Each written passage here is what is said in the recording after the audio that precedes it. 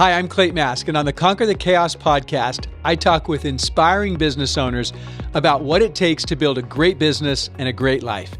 That means more money, more time, more control, more impact, more freedom. So keep listening to hear the tough lessons they learned so you don't have to repeat them.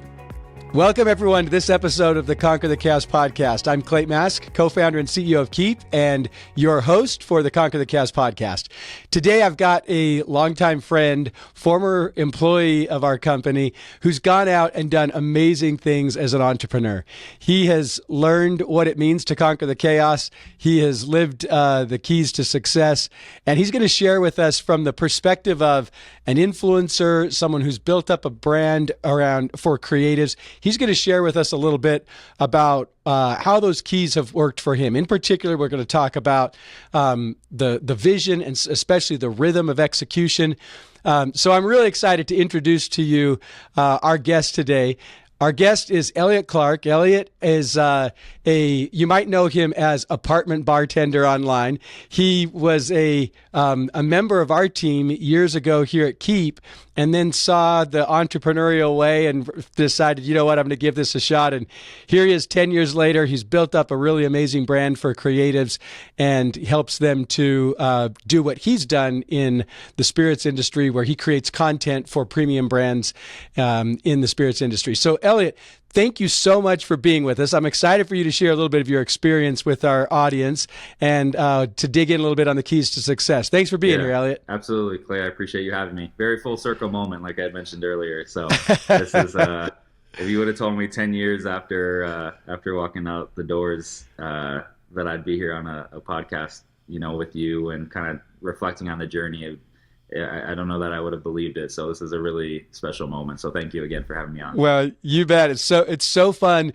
It's so fun for me to see, people sort of, fly the coop and spread their entrepreneurial wings, so to speak, right, when they leave Keap and build up a brand and a business. And you've done amazing things. You were an influencer before there were influencers. You started doing this and kind of found your way into this world of being an influencer, right, where obviously you've written a book, you're big into blogging, and then your blogging started to turn into being an influencer for premium brands. So maybe just take 2 minutes and just share with the audience a little bit about how that evolution occurred. And the reason I'd like you to share it is I think a lot of times people see the influencer life and they want to be that. They want to create that. Right. The path on how they get there can be pretty tricky. And by right, the way, it can also look a lot like fool's gold sometimes. There's so many people out there sort of posing as an influencer. You've done it. You've done the real thing. You've been through it. And you kind of charted a course to it before there was, before everybody and their dogs wanted to be an influencer. So yeah, exactly. I'd love to hear you just take 2 minutes about how you charted that course. Yeah, that's a great question. So, it's kind of hard to answer that without going back to the beginning. I got really into learning how to make drinks at home. I had taken a Cocktails 101 class after visiting a friend and his wife in New York. This was around the time when I first started at Infusionsoft back then, now Keap. At that time, I also got really into photography, so started teaching myself. And the thing that really inspired me working at Keap at that time was just the love for small business, the promotion of entrepreneurship.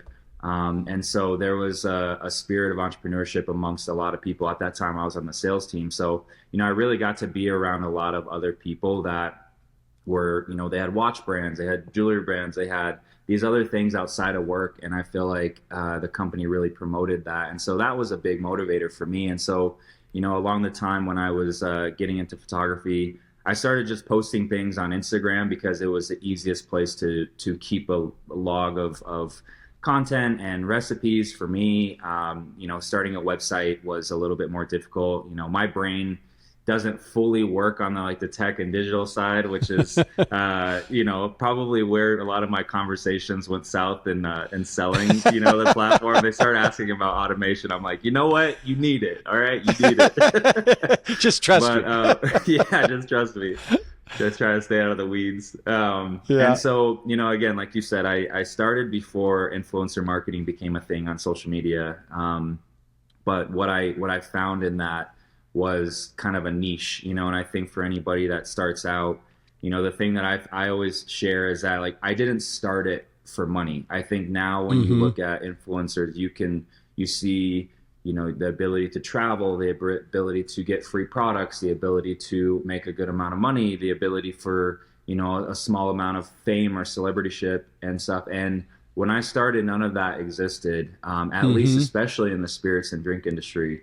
Because at the time, you didn't really have big brands putting money behind no, definitely not. online influencers, people who had a following, especially not, like you said, in your industry. So you didn't see the gold and then go after it. Because the gold wasn't there. Yeah, it was just gold. like, yeah. Yeah, and there were a lot of food bloggers, and there were travel and fashion. Those are three verticals that have always been, really big. But again, the spirits industry and cocktails is very niche because, you have to eat every day, but you don't have to drink, and you don't ever have to drink, right? So, like, it's a really unique thing. And I always say, like, the way a chef views food is the way that I view spirits and cocktails. I can nerd out all day on that, and just, I think a great drink is a good way to foster camaraderie and communication amongst people. And, obviously there's a limit to that, but I'm talking more about, like, the craft of a good drink, and it doesn't have to include alcohol. So at that point, like you said, there was no gold. It was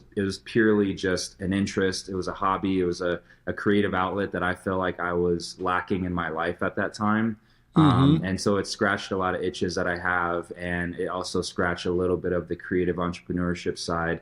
I grew up, my father owned his own business. My mom always had, her own odd jobs that she did for side money. She was a stay-at-home mom, but she always kind of did something. So I didn't grow up seeing my parents working for other people. And so I think that spirit of wanting to do my own thing was always instilled in me from a young age. And so again, it scratched an itch for me, and I pursued it. And that's another thing that I'll tell people is that if you're going to start, one, like, really dial in on what your motivation is, because your motivation really is going to dictate a lot of your actions. And if you're doing it just for the money, I think there are a lot of ways to make money. I don't think you're really going to last in a field if you're simply just doing it because of the gold, right? Yeah. Because if the gold doesn't show up for 10 years, then what are you going to do? You really got to love what you're doing. And then the other side is, like, the niche, right? It's what specifically do you do? And so for me, I've really let me interject there for just a second before you jump into that,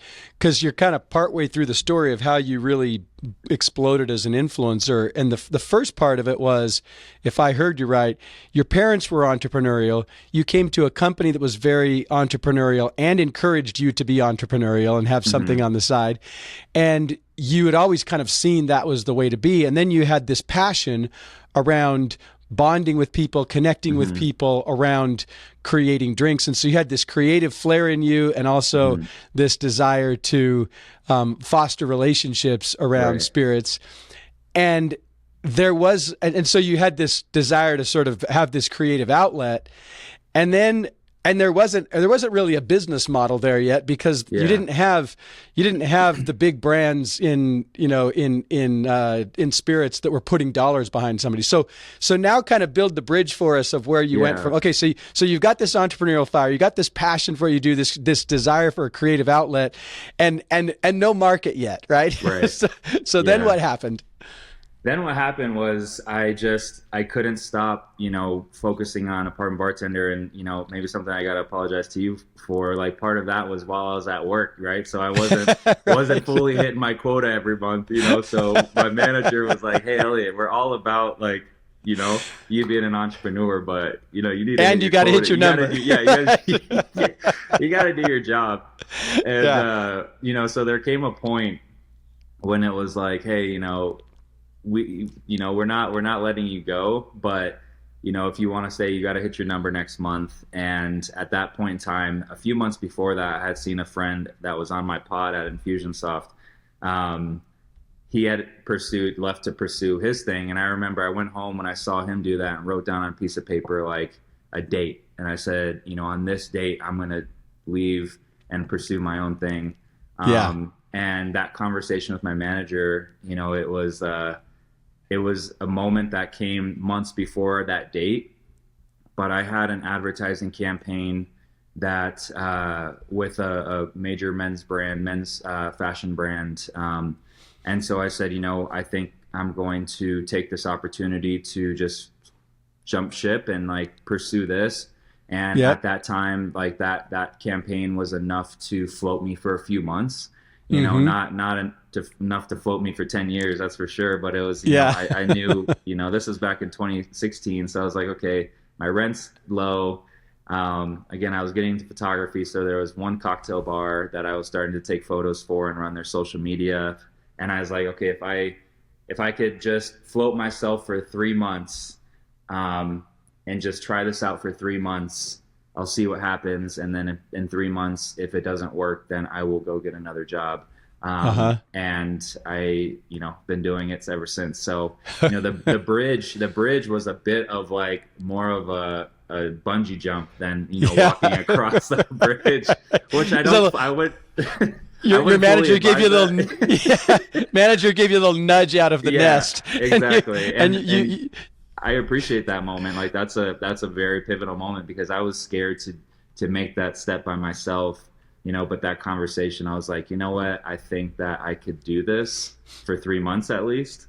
Yeah. And then, again, now next year will be 10 years. So, well, cause you had a client, you had one account that was paying you, so you could do that. And then you had this, specialty cocktail, sounds like kind of a cocktail bar that you were able to go and start doing photography for. Right. So you had a little bit of money that was supporting the passion, the creative flair that you had.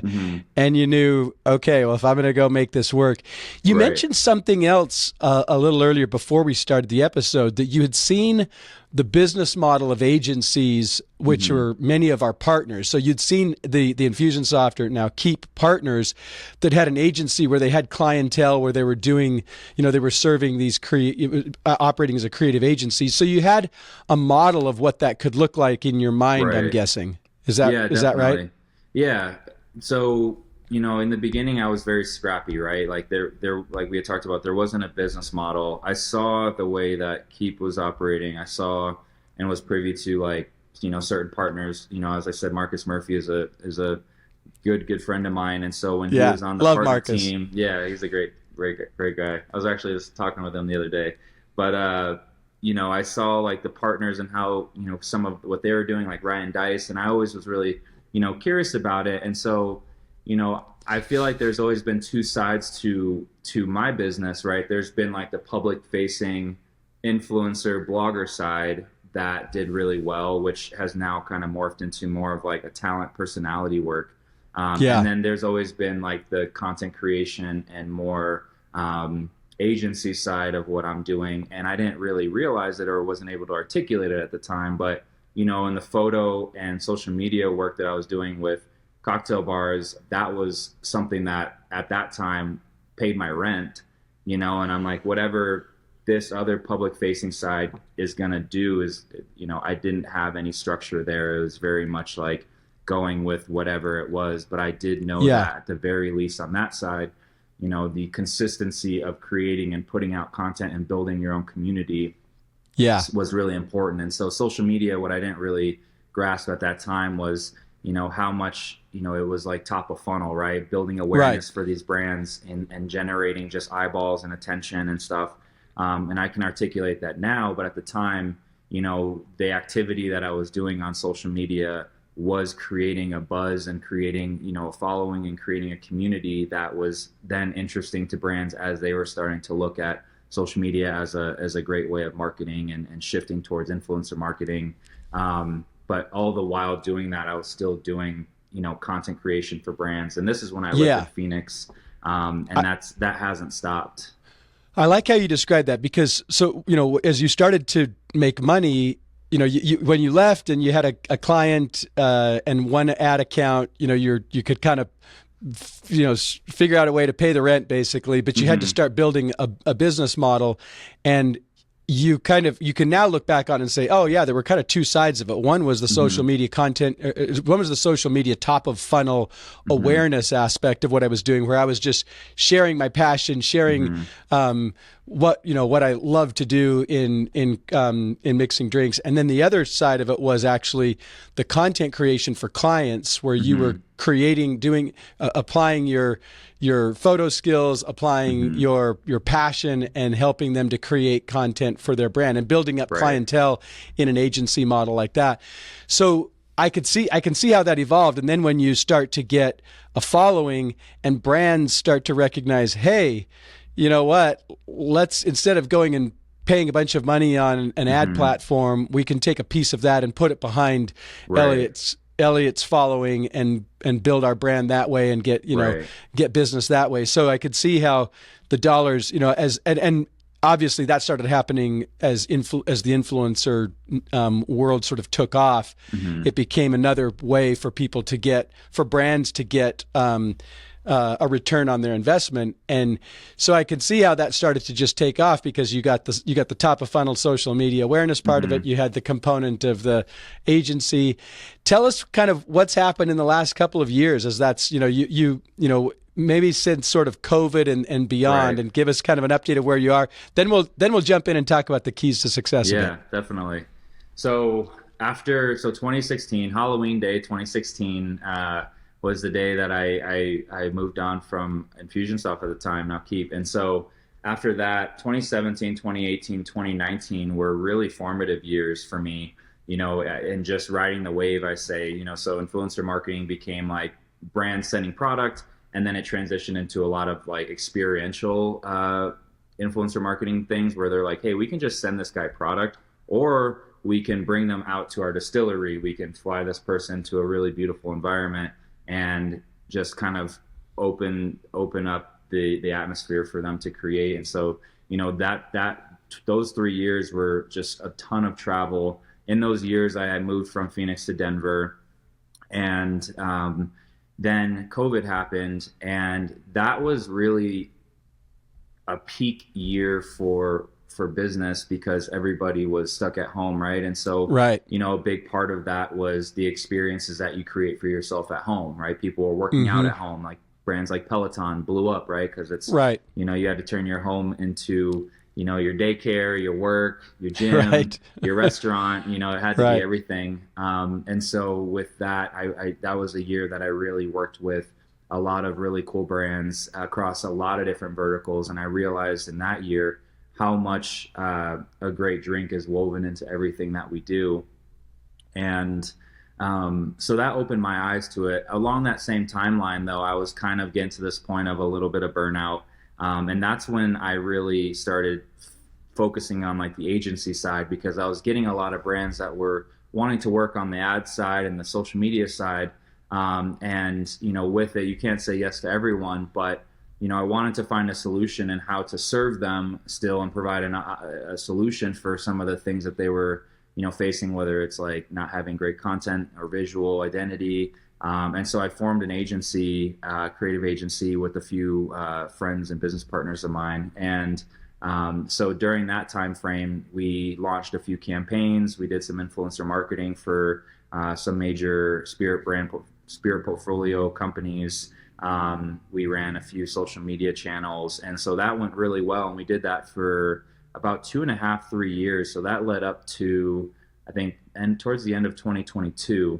But during that time frame, I also became a dad. So, my son is 3.5 now. So he was born in 2021, and that changed everything, right? It's like I went from tends to do that. Yeah. And it's been the best change, because for me, prior to COVID, I was traveling, 4 or 5 times a month, and it was great because I was, in my 20s, and I was young, and I was single, and I was going to all these cool places all over the world. And then COVID happened, and there was a big question mark on what is the world going to be like after this. And then I became a dad. And so it just really changed my view on what I do. It changed, my view on how I go about my work. I realized in that process that I didn't really have a lot of structure, actually. And so the last several years has just been me leaning into home, leaning into. I live with my fiance. We live, and our son. We live just outside of Denver in a town called Nevada.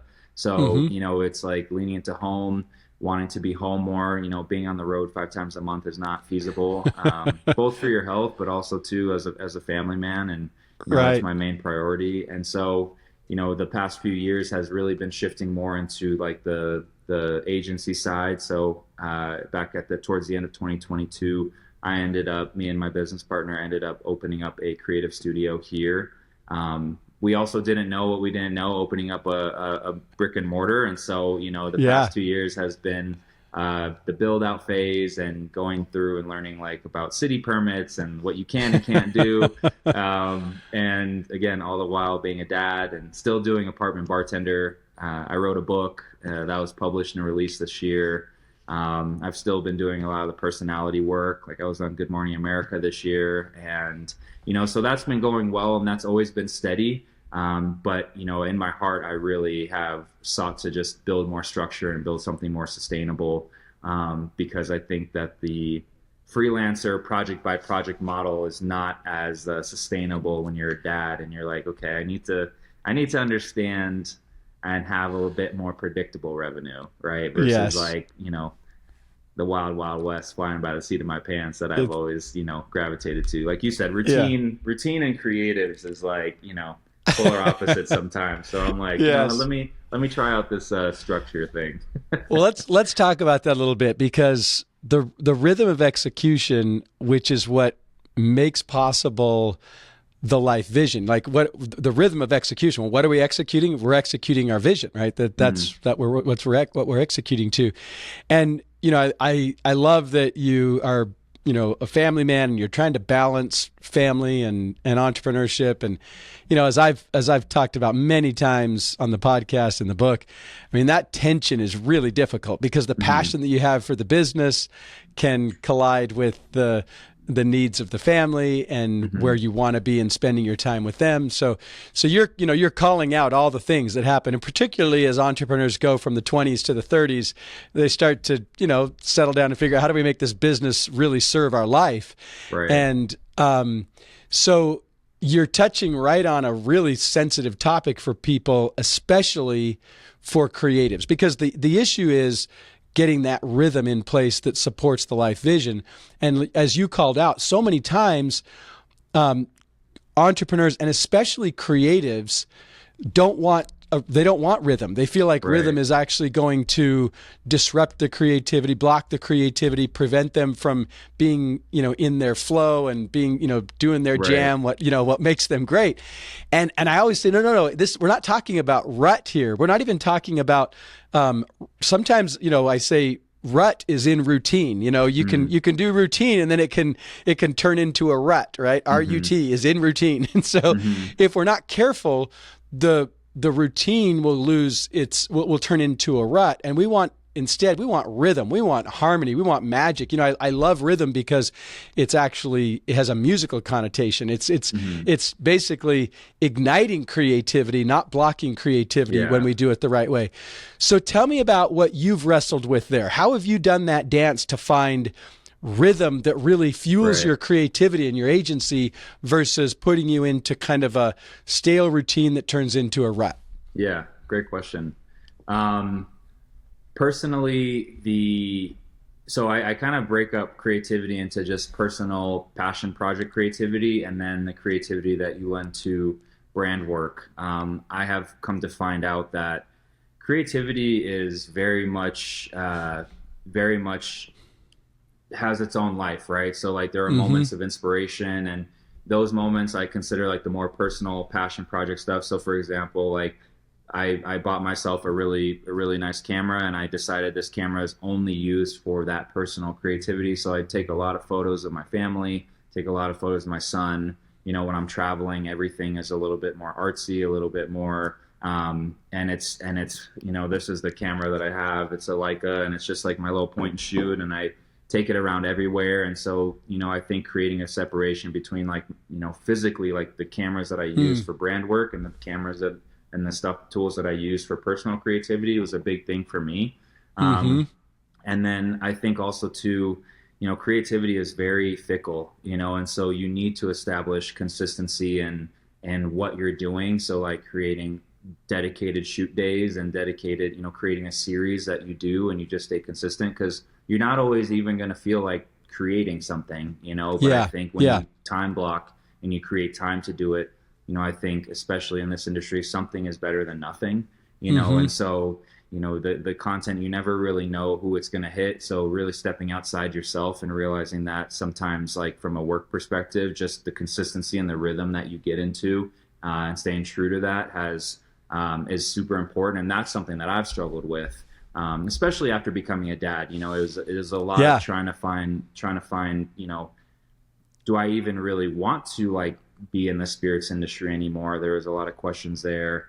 And also too, coming up on 10 years doing it, it's like subject matter burnout. Sometimes you're like, okay, I don't feel as passionate about it, and as I did in 2015, now it's going to be 2025. So, what else am I really excited about? So that's really what I've struggled with, is the consistency and the rhythm of like creating in a space that I've been in, going on a decade.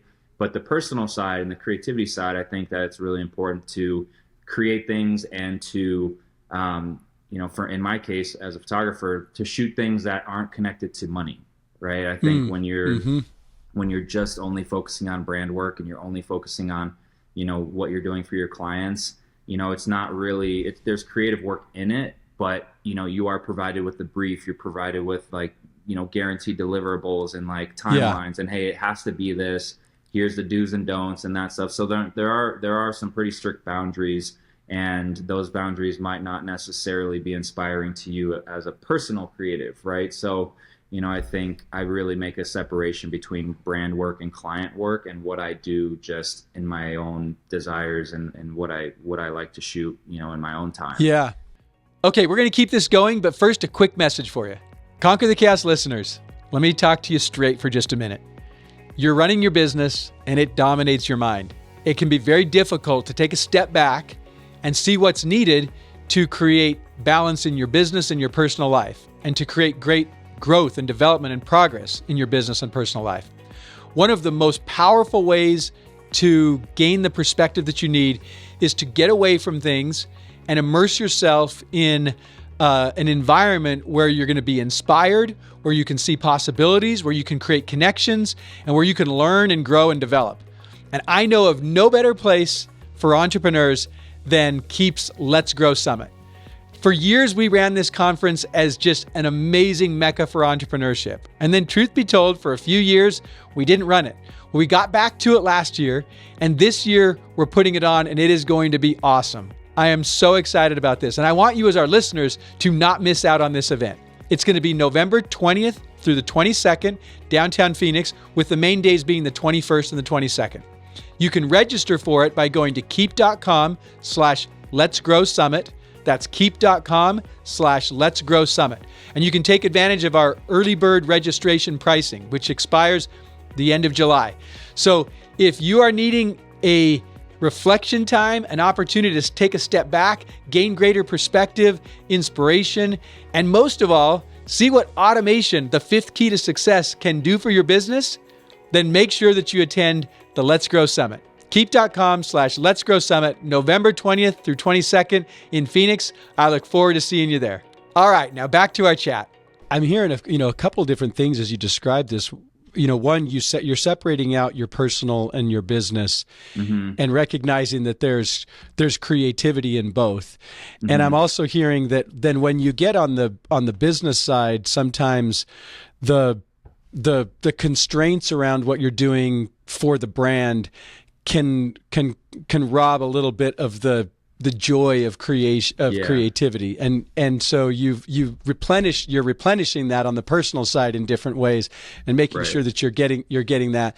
I think that's super fascinating, because most entrepreneurs are creators even though they don't realize it. By the way, I say this all the time, like in seventh grade, my art teacher saw something that I did and she said, "Oh, I'm so sorry. You're just not creative." And I just believed I wasn't creative, man. you know, because, you know, and bless Mrs. Watson's heart, you know, she was looking at the job I was supposed to do. She'd given quote unquote a creative brief and I really sucked at it. Right. But then I took that to mean that I wasn't creative.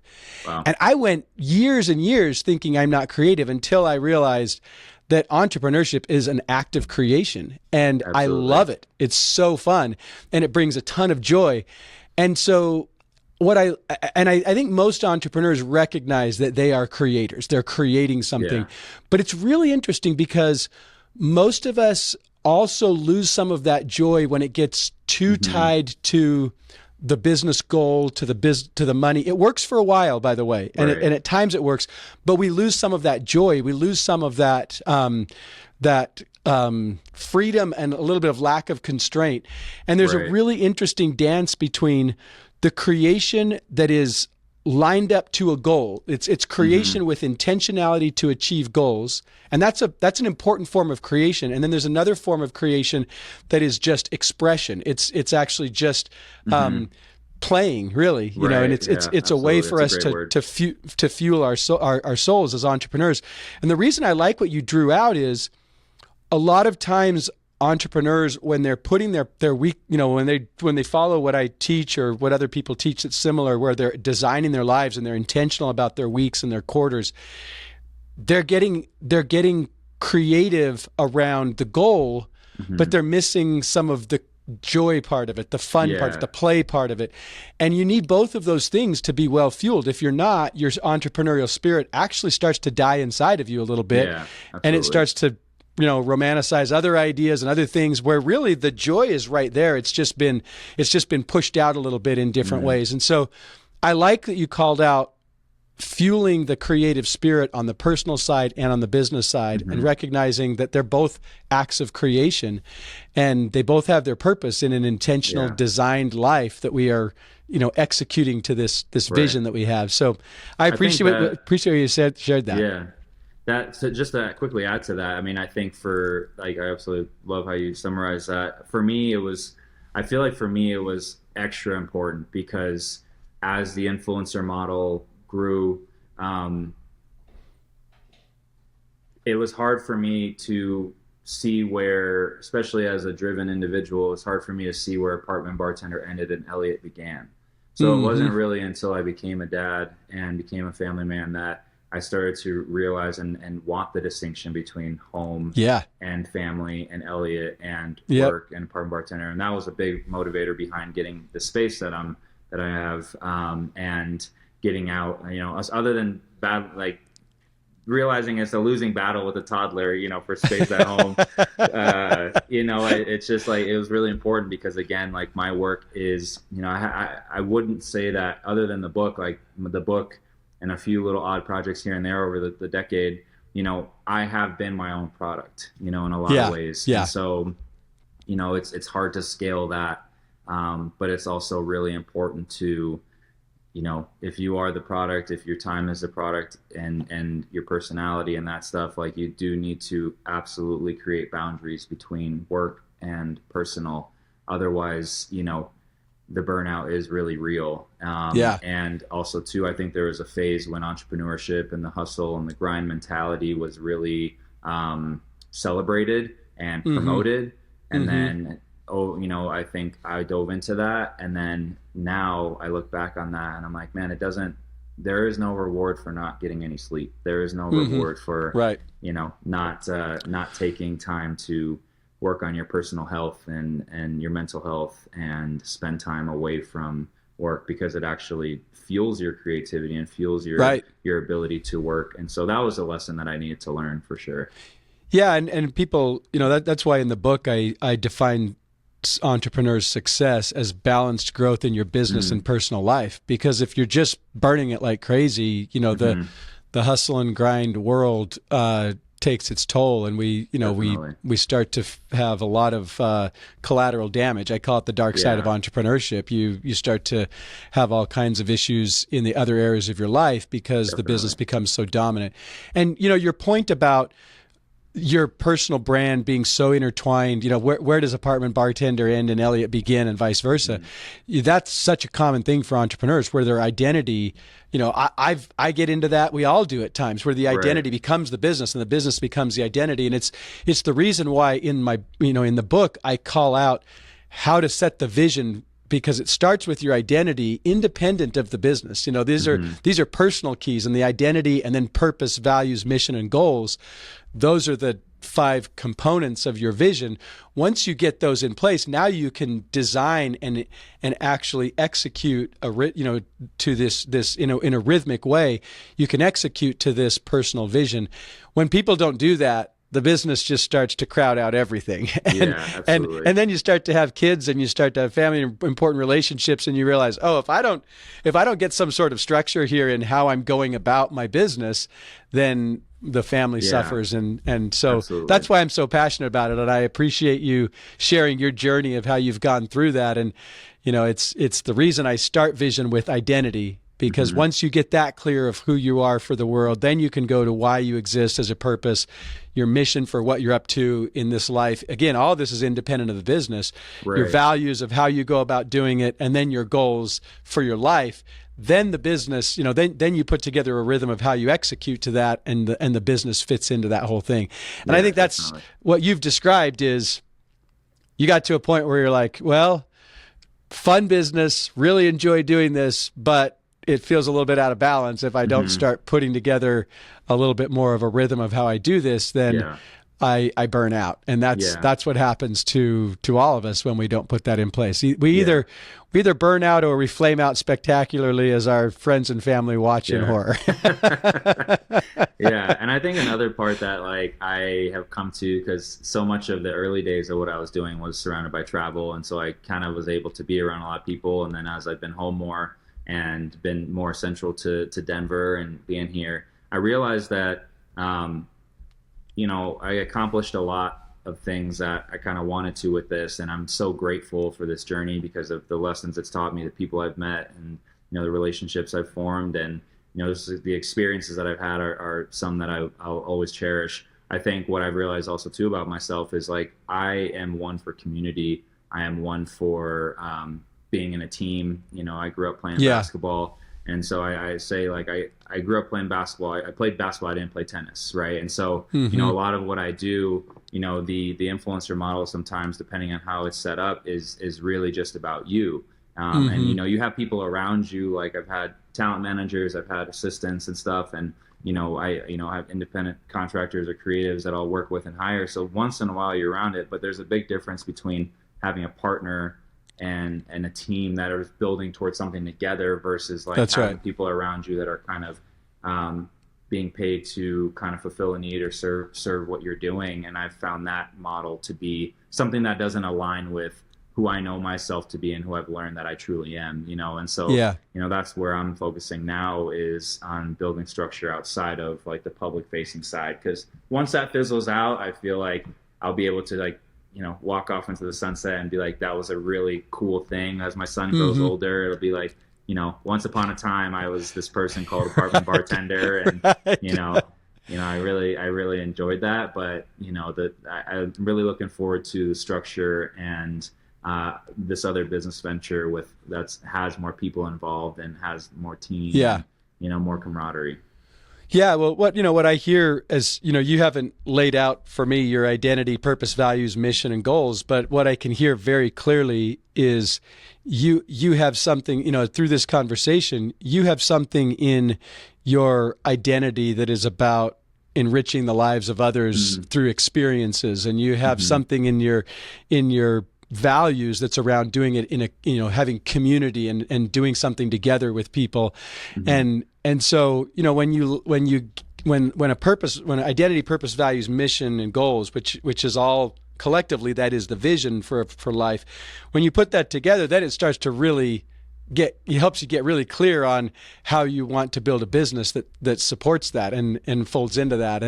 And so I love the way you've described that. And, your point about basketball, not tennis. Well, yeah, that shows something about your values, about what's really valuable to you, about because the values are how you go about doing your work, right? How you go about your life.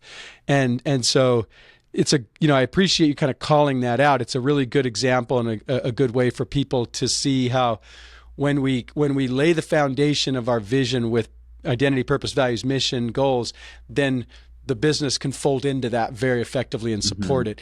And all too often, people get running down the path of a business and they haven't taken the time to slow it down and say, wait, what do I want for the vision of my life that the business supports? And it's very natural to do, especially when you're in your 20s. Like, it's fun, you're traveling all over, you're doing all kinds of stuff. So none of this is meant as a critique. This is just the experience of entrepreneurship and how you evolve and how you see it. And, as you grow and build your family, I've loved hearing your story and just hearing kind of the, when Christina was like, hey, we're going to have Elliot Clark on, and she just started telling me the story, I was like, oh yeah, I remember Elliot. That would be so fun to catch up. And honestly, for me, one of the funnest things is just seeing people who leave the company and go and start a business and practice entrepreneurship, discover the keys, play with the keys themselves, start to realize how powerful they are.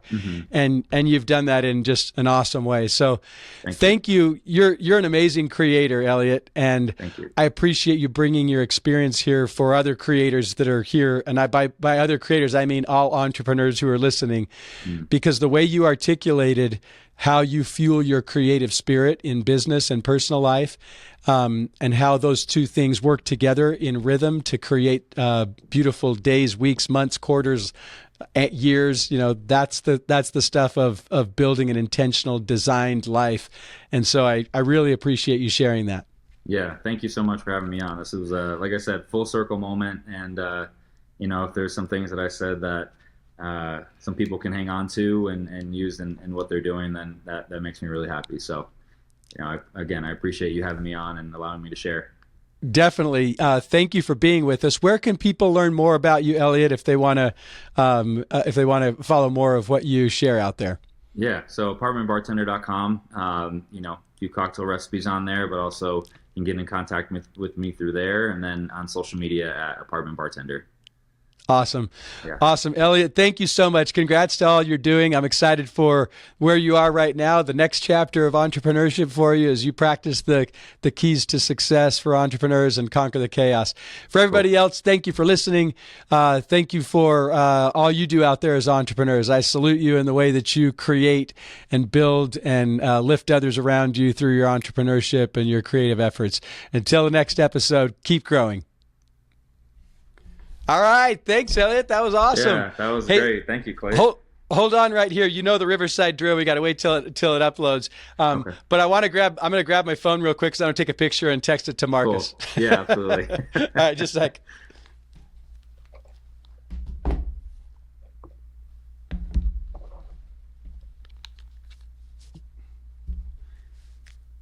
Yeah. One of the full circle.